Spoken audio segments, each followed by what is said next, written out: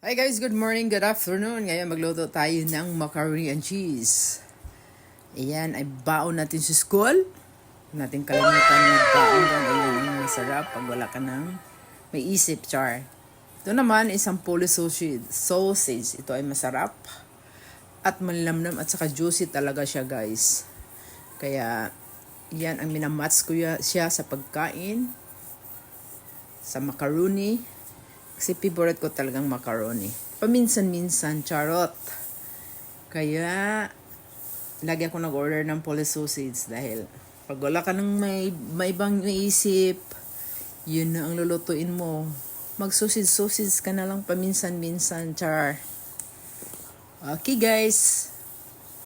Pwede na nating hiwain yan mamaya. Yan, pinapalamig pa natin siya.